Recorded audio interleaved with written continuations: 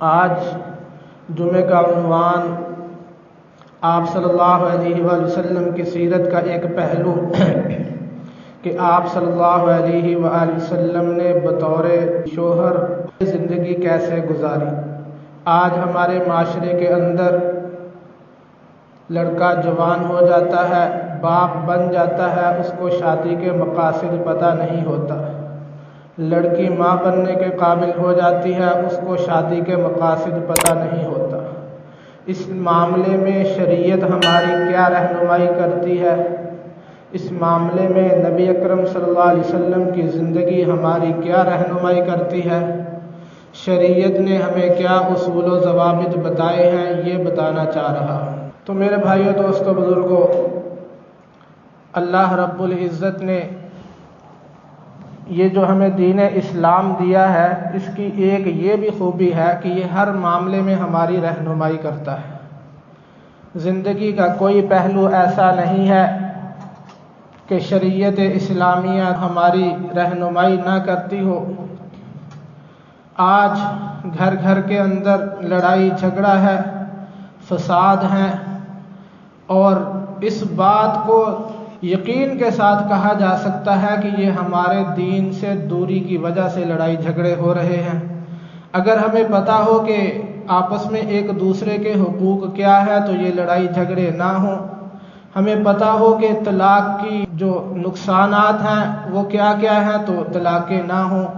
ہمیں پتہ ہو کہ ایک دوسرے کی عزت نفس کا خیال رکھنا ہے تو پھر ہم ایک دوسرے کے عزت نفس کا خیال رکھیں گے تو لڑائی جھگڑا نہیں ہوگا۔ ہمیں پتہ ہو کہ میاں کے بیوی پر کیا حقوق ہیں، بیوی کے میاں پر کیا حقوق ہیں، تو لڑائی جھگڑے کی نوبت نہیں آئے گی۔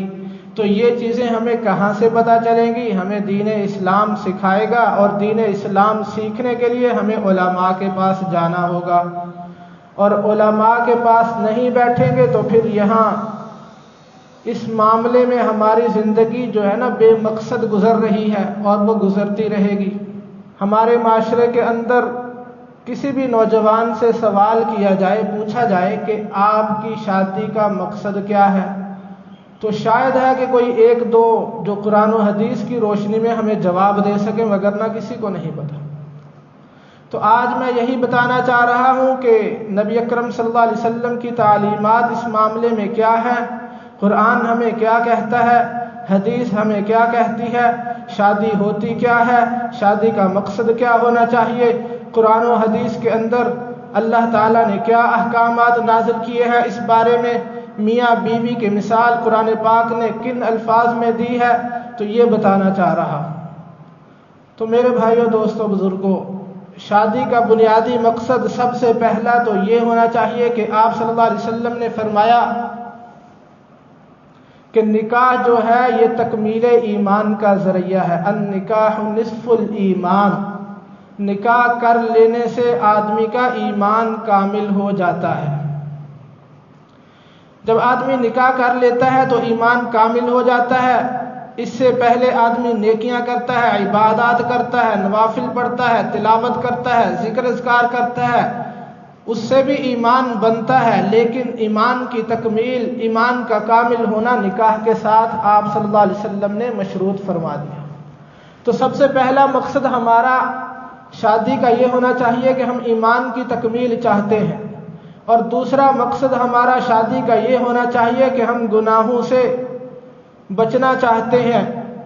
ایک دوسرے کے ذریعے میاں اور بیوی گناہوں سے بچیں گے، اور اس کے بعد پھر ہمارا یہ تیسرا مقصد یہ ہونا چاہیے محبتیں پانا۔ وَجَعَلَ بَيْنَكُمْ مُوَدَّةً وَرَحْمَةً، اللہ تعالیٰ نے قرآن پاک میں فرمایا کہ اس کے اندر ہم نے ایک دوسرے کے لیے تمہارے اندر محبت رکھ دی ہے، کہ دو اجنبی آپس میں ایک عقد کرتے ہیں، دو بول بول دیتے ہیں، ایک قبول کا اور دوسرا ایجاب کا، اور اس کے بعد پھر دو خاندان جو کہ ایک دوسرے کو پہلے جانتے تک بھی نہیں ہوتے، وہ آپس میں شیر و شکر ہو جاتے ہیں، آپس میں ایک دوسرے کے لیے جان قربان کرنے کو بھی سعادت سمجھتے ہیں، آپس میں پیار اور محبت بڑھ جاتا ہے، آپس میں ایک دوسرے کے لیے جو پہلے والے تعلقات تھے وہ نہیں رہتے، بلکہ آپس میں میاں بیوی والا تعلق قائم ہو جاتا ہے۔ تو یہ محبتیں پانا یہ بھی شادی کا ایک مقصد ہے۔ اور پھر اس کے بعد چوتھا مقصد شادی کا یہ ہونا چاہیے عزت پانا۔ جب آپ کسی کی عزت کریں گے تو کوئی آپ کی بھی عزت کرے گا، جب آپ کسی کی عزت نہیں کریں گے تو آپ کی بھی کوئی عزت نہیں کرے گا۔ تو ہمارے معاشرے کے نوجوان کو، لڑکے ہوں چاہے لڑکیاں ہوں، سب کو یہ سیکھ لینا چاہیے، یہ سمجھ لینا چاہیے کہ شادی کا ایک مقصد عزت پانا بھی ہے۔ دونوں میاں بیوی کبھی بھی کسی ایک دوسرے کو، دوسرا پہلے کو ذلیل نہ کرے، کسی کے سامنے تو لڑائی جھگڑے والی، تان و تشنی والی بات بھی نہ کرے، آپس میں پیار اور محبت والی گفتگو کو پروان چڑھائیں، آپس میں ایک دوسرے کا احترام کریں، اور خصوصاً خامد بیوی کے گھر والوں کے سامنے یا اپنے گھر والوں کے سامنے کبھی بھی بیوی کو ذلیل نہ کریں۔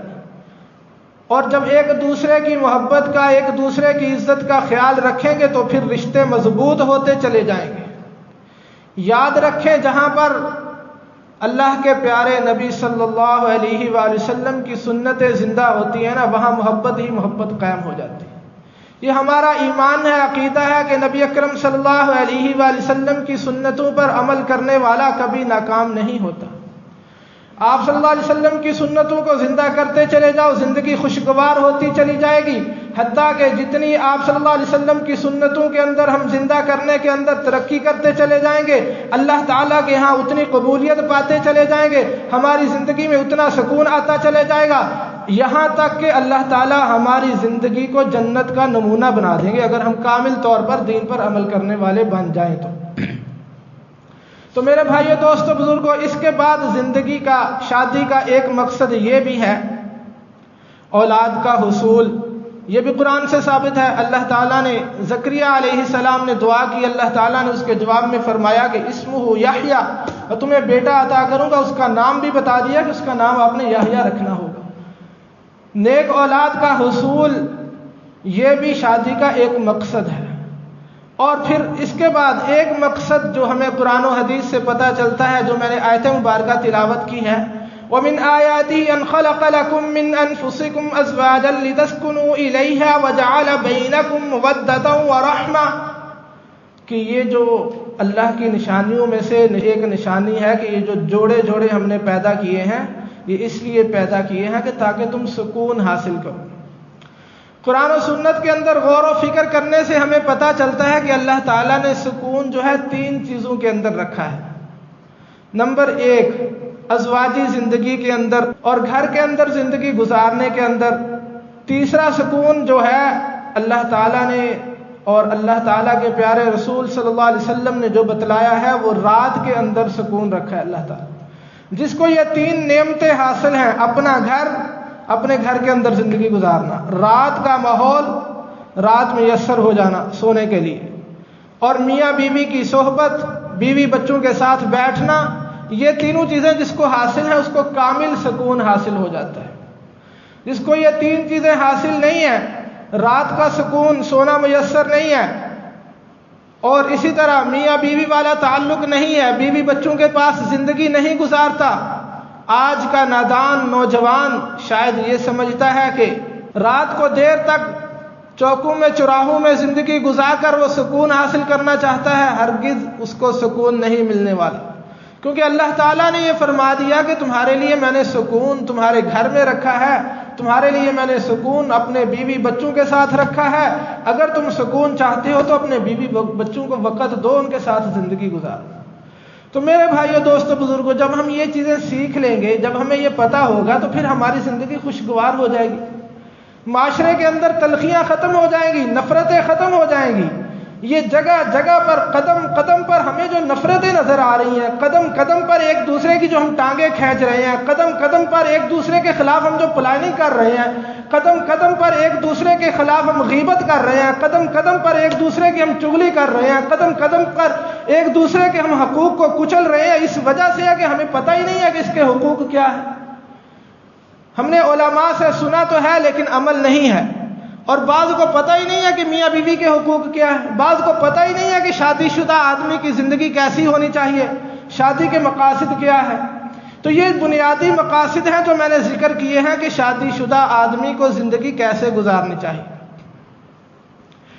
اب اچھے شوہر ہونے کے لیے اس کے اندر جو صفات پائی جانی چاہیے ان کا تعارف کرواتا ہوں۔ علماء نے لکھا ہے کہ سب سے پہلے اچھا شوہر، ویسے تو اچھے انسان کی بہت ساری صفات ہیں، لیکن اچھا شوہر ازواجی زندگی جس کی اچھی ہے۔ اچھا شوہر کون تصور ہوگا، کون جانا جائے گا؟ جس کے اندر تحمل ہے، برداشت ہے، بردباری ہے، جس کے اندر برداشت کا مادہ نہیں ہے، تحمل نہیں ہے، صبر نہیں ہے، بردباری نہیں ہے، ہر بات پہ اکھڑ پڑتا ہے، ہر بات پہ طیش پہ آ جاتا ہے، ہر بات پہ غصہ کرتا ہے، وہ اچھا شوہر نہیں ہے۔ اور دوسری صفت جو بیان کی ہے وہ سخاوت ہے، کہ نبی اکرم صلی اللہ علیہ وسلم نے یہ فرمایا کہ اپنی بیوی پر، اپنے بچوں پر، اپنے گھر والوں پر خرچ جو آدمی کرتا ہے اس کو بھی صدقے کا ثواب ملتا ہے، اور اس کو زیادہ ثواب ملتا ہے۔ نفلی صدقہ اپنے بیوی بچوں پر صدقہ کرنے کے برابر ثواب ملتا ہے، نفلی صدقہ کرنے کے برابر۔ اور اپنی وسعت کے مطابق جتنا اللہ تعالیٰ نے دیا ہو ہمیں فراوانی کرنی چاہیے گھر والوں کے لیے۔ کنجوسی والا آدمی، کنجوسی والا ہاتھ، کنجوسی والا ذہن اللہ تعالیٰ کو پسند نہیں ہے۔ اللہ تعالیٰ کو سخی آدمی پسند ہے، وہ چاہے مسلمان ہو چاہے غیر مسلم ہی کیوں نہ، لیکن یہ صفت اللہ تعالیٰ کو پسند ہے، سخاوت کا۔ اور تیسری صفت جو بیان کی ہے علماء نے وہ ہے شجاعت کا ہونا۔ جو آدمی دلیر ہوتا ہے وہ کبھی کسی کی غیبت نہیں کرتا، جو آدمی دلیر ہوتا ہے وہ کبھی کسی کی چغلی نہیں کرتا، جو آدمی دلیر ہوتا ہے وہ ادھر کی بات ادھر، ادھر کی بات ادھر نہیں لگاتا، بلکہ بیٹھ کے معاملے کو حل کرتا ہے۔ جو آدمی دلیر ہوتا ہے وہ اپنی ماں کے مقابلے میں بیوی کو ترجیح نہیں دیتا، بیوی کے مقابلے میں ماں کو ترجیح نہیں دیتا، اپنے مال کو، اپنی دولت کو، اپنے اسباب کو، اپنی تجارت کو، ان چیزوں کی دھمکی نہیں دیتا بیوی کو۔ وہ مردانہ قوت کا مظاہرہ کرتا ہے، معاملات کو ہینڈل کرتا ہے، سلجھانا جانتا ہے۔ وہ کبھی بھی ہتھیار کے طور پر بیوی کے سامنے ماں کو نہیں پیش کرتا، ماں کے سامنے بیوی کو ہتھیار کے طور پر نہیں پیش کرتا، بلکہ وہ معاملات کو حل کرنا جانتا ہے، جو دلیر ہوتا ہے۔ علماء نے لکھی ہے کہ یہ صفت بھی جس کے اندر پائی جاتی ہے وہ اچھا شوہر ہے۔ پھر حضرت علی رضی اللہ تعالی عنہ کا قول ہے غالباً، انہوں نے فرمایا کہ اچھی بیوی کے اندر یہ 3 صفات پائی جانا ضروری ہے۔ اچھی بیوی کون ہے؟ اچھا شوہر تو بتا دیا۔ اچھی بیوی وہ ہے جس کی آنکھ کے اندر حیا ہو، جب حیا ہے تو وہ پاک دامن ہے، جب حیا ہے تو وہ آپ کی عزت آبرو کی حفاظت کرے گی، جب حیا ہے تو وہ گناہوں سے محفوظ رہے گی، جب حیا ہے تو وہ آپ کی چادر 4 دیواری کی حفاظت کرے گی۔ اور دوسری صفت یہ بیان کی ہے کہ اس کے دل کے اندر عبادت کا جذبہ ہو، نیکی کا جذبہ ہو۔ اور تیسری صفت یہ بیان کی ہے کہ اس کے ہاتھ شوہر کی خدمت میں مصروف ہوں، ہر وقت شوہر کی خدمت کرنے والی ہو، شوہر پر اپنی جان نچھاور کرنے والی ہو۔ یہ 3 صفات بیان کی ہیں اچھی بیوی کی۔ تو میرے بھائیو، دوستو، بزرگوں، نبی اکرم صلی اللہ علیہ وآلہ وسلم کی زندگی ہمارے لیے بہترین نمونہ ہے۔ نبی اکرم صلی اللہ علیہ وآلہ وسلم گھر کے اندر داخل ہو رہے ہیں، حضرت عائشہ صدیقہ رضی اللہ تعالی عنہا چارپائی پر بیٹھی ہوئی ہیں، ہاتھ میں پیالہ ہے، آپ صلی اللہ علیہ وسلم گھر میں داخل ہوتے ہوئے سلام کرتے ہیں۔ یہاں سے یہ ثابت ہوا کہ جب ہم گھر میں داخل ہوں تو گھر والوں کو سلام کریں، یہ بھی نبی اکرم صلی اللہ علیہ وسلم کی سنت ہے۔ ہم کہتے ہیں میں بیوی کو سلام کروں، میں شوہر ہو کے بیوی کو سلام کروں، ایسا نہیں ہے۔ حکم ہے ہمیں، نبی اکرم صلی اللہ علیہ وسلم کی سنت ہے، جب ہم اس سلام کو زندہ کریں گے اس سے اللہ تعالیٰ کی رحمتیں آئیں گی، سلامتی آئے گی۔ کون نہیں چاہتا کہ گھر کے اندر سلامتی آئے، رحمت آئے؟ تو پھر ہم اس سنت کو زندہ کریں نا۔ اور دوسری سنت، نبی اکرم صلی اللہ علیہ وآلہ وسلم اپنی زوجہ کو حضرت عائشہ صدیقہ رضی اللہ تعالی عنہا کو نام لے کر نہیں پکارا کرتے تھے، بلکہ یا عائش یا حمیرہ کہہ کر پکارا کرتے تھے۔ اس سے ہمیں یہ ثابت ہوتا ہے کہ ہم بھی اپنی بیویوں کے ساتھ نبی اکرم صلی اللہ علیہ وسلم کی سنت کو زندہ کرنے کے جذبے سے کوئی پیار اور محبت والا نام ان کا رکھ لیں، اس سے پکارا کریں۔ یہ باتیں نہیں ہیں اس لیے آپ کو عجیب لگ رہی ہیں، لیکن یہ ہے سنت۔ آپ صلی اللہ علیہ وآلہ وسلم حمیرہ کہہ کر پکارا کرتے تھے، یا عائش کہہ کر پکارا کرتے تھے۔ ہم نام لے کر پکارتے ہیں تو ہمیں چاہیے کہ ہم کوئی پیار والا محبت والا کوئی بھی نام رکھ لیں، یا پھر ایسا کریں کہ مثال کے طور پر بیوی کا نام زینب ہے، رقیہ ہے، تو اس کے ساتھ جی لگا دیں سامنے۔ اب ہمارے لیے یہ بڑی عجیب بات ہے کہ ہم نیا نام رکھیں، محبت سے پکاریں، بچے کیا سمجھیں کہ کوئی دوسری آ گئی ہے، یا پھر ہم جی کہیں تو بچے کیا سمجھیں گے کہ والد صاحب کو کیا ہو گیا ہے۔ لیکن زندگی کا حسن اسی کے اندر ہے جو میں بتا رہا ہوں، حقیقی بات یہی ہے۔ اگر زندگی خوشگوار گزارنا چاہتے ہو تو اس کے طریقے یہی ہیں۔ اگر زندگی کے اندر سکون چاہتے ہو تو پھر نبی اکرم صلی اللہ علیہ وسلم کی پیروی کرنی ہوگی۔ ہمیں مشکل لگتا ہے، مجھے پتا ہے سب کے لیے مشکل ہے۔ ہم کہتے ہیں 40 سال ہماری عمر ہو گئی ہے، ہم نے تو آج تک ایسا کبھی سنا نہیں ہے، کبھی سوچا بھی نہیں ہے، کسی نے بتایا ہی نہیں ہے، سنا سوچا تو بعد کی بات۔ تو اس لیے کوشش کریں کہ گھر کے اندر محبتوں کو پروان چڑھائیں۔ ہمارے ہاں کیا ہوتا ہے، ہمارے معاشرے کا المیہ ہے، وقت مختصر ہے، باقی باتیں انشاءاللہ آئندہ جمعے آخری بات کرتا ہوں۔ ہمارے ہاں کیا ہوتا ہے، اپنی بیوی کو ہم اس بات پہ تانا دیتے ہیں، اس بات پہ دھمکی دیتے ہیں کہ تو نے 3 لڑکیاں پیدا کر دی ہیں، لڑکا کیوں نہیں پیدا کیا۔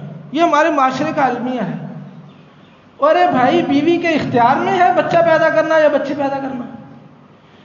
آپ کی عقل کام نہیں کرتی کہ تم کس وجہ سے اس کو تانا دے رہے ہو؟ کیا اس نے تخلیق کرنی ہے؟ قادر مطلق وہ ہے کیا؟ اللہ تعالیٰ کی ذات ہے بچہ اور بچی دینے والی۔ بیوی کو کس بات کا تانا دیا جا رہا ہے؟ اس کے اختیار میں ہی نہیں ہے۔ ہم اس کو دھمکی دیتے ہیں کہ آئندہ تیرے ہاں بیٹا نہ پیدا ہوا تو ہم تجھے طلاق دے دیں۔ اور مردانگی والا جوہر پیدا کرو، اپنے اندر مردانگی پیدا کرو۔ اگر تم اس کو الزام ٹھہرا رہے ہو، اس کو قصوروار ٹھہرا رہے ہو، تو پہلے تو تم قصوروار ہو۔ زمین کے اندر جو بویا جاتا ہے وہی کاٹا جاتا ہے، پہلے تو تم قصوروار ہو۔ تمہیں تو کبھی نہیں کسی نے دھمکی دی۔ پھر ہم بات بات پہ تانے دیتے ہیں۔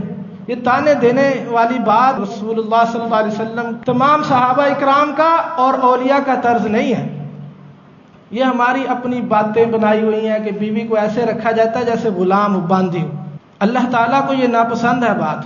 ہم صبح اٹھتے ہیں، صبح اٹھ کے ہم نے دفتر جانا ہوتا ہے، ہمیں تیار ناشتہ ملتا ہے، پھر ہم دفتر کی تیاری کرتے ہیں، ہم کپڑے چینج کرتے ہوئے ہماری شلوار کہیں پڑی ہوتی ہے، ہمارا بستر بکھرا پڑا ہوتا ہے، چادر اکٹھی ہوتی ہے، اور ہم نے قمیض اتار کے کہیں پھینکنی ہوتی ہے، بنیان کہیں پھینکنی ہوتی ہے۔ شام کو جب ہم واپس آتے ہیں ہمارا بستر صحیح سلامت بچھا ہوا ملتا ہے، کپڑے دھلے ہوئے ملتے ہیں، استری کیے ہوئے ملتے ہیں، جوتا صاف ملتا ہے، ساری چیزیں ہماری ضروریات پوری ہو رہی ہیں، اور پھر ہم اسی بیوی پر آ کر روب ڈالتے ہیں، اسی کو دھمکیاں دیتے ہیں، اسی کو تانے دیتے ہیں۔ تم نے کیا کیا ہے بیوی کے لیے؟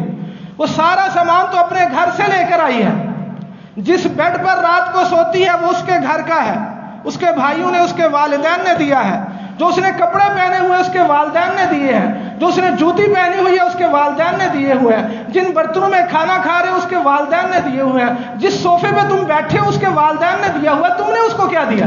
کبھی سوچا ہے ہم نے؟ اس کے والدین کا ہم پر احسان ہے، ہمیں 20 لاکھ کا جہیز بنا کر اس نے دے دیا، اور ہم پھر ذرا ذرا سی بات کو اس کو تانے دیتے ہیں۔ انسان ہے، انسان سے خطا ہو جاتی ہے۔ ہمیں یہ سوچنا چاہیے یہ تانے دینے والی بات درست نہیں ہے، اللہ اور اس کے رسول کو ناپسند ہے۔ یاد رکھو، اگر ہماری بد زبانی کی وجہ سے، شوہر کے تانے دینے کی وجہ سے بیوی کی زبان کھل گئی اور بیوی نے آگے سے زبان چلانی شروع کر دی، تو اس کی زبان وہ کام کرتی ہے جو تلوار نہیں کر سکتی۔ اتنی خطرناک ہوتی ہے کہ جو رشتے تلوار سے کاٹنے سے نہیں کٹتے، جن کو ایسی محبت کی پروان چڑھایا ہوتا ہے کہ وہ ساری زندگی ایک دوسرے سے جدا ہونا گوارا نہیں کرتے، وہ بیوی کی زبان جو ہے نا ایسی کینچی چلاتی ہے، وہ کاٹ کے رکھ دیتی ہے۔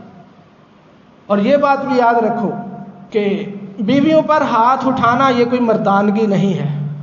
جو شخص بیوی پر ہاتھ اٹھاتا ہے، ایک تو ہے کہ حد سے کوئی گزر جائے، کوئی ایسی فحش حرکت کر لے بیوی، تو پھر اس پر اجازت ہے تھوڑی بہت سرزنش کی، لیکن بلا وجہ بات بات پہ اس کو مارنا، بات بات پہ اس کو ڈانٹنا، ہاتھ اٹھانا، یہ مردانگی نہیں ہے۔ جو مرد ہوتا ہے نا وہ معاملات کو سلجھانا جانتا ہے، پیار اور محبت کے ساتھ معاملات کو حل کرنا جانتا ہے۔ وقت مکمل ہو چکا ہے، انشاءاللہ اسی موضوع پر آئندہ جمعے بھی گفتگو ہوگی۔ اللہ تعالیٰ مجھے اور